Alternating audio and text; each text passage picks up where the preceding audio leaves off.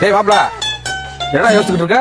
Travels ஒன்று வாங்கலாம்னு இருக்கேன் மாமா. டிராவல்ஸா? இன்சூரன்ஸ் இருக்கு, டாக்ஸ் இருக்கு, எஃப்சி கட்டணு, முழு காரியம் வாடகைக்கு போட மாட்டேன். எப்படா மெயின்டைன் பண்ணுவ? இல்லன்னா நான் போட்டுக்க மாட்டேன் டிராவல்ஸ். என்னடி சொல்றேன்? அது வேணாம். ஒரு டீ கடையாச்சும் போட்டுருமாயா? டீ கடையா?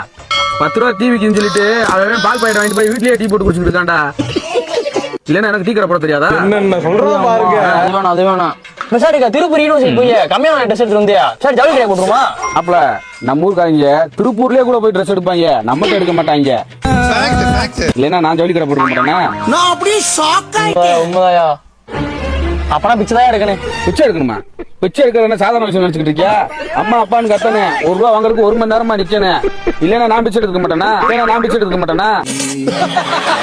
யார் நீ? நான் சும்மா கூட பிச்சை எடுக்க தொழில நினைச்சு பேசிட்டு போய் தொலையா.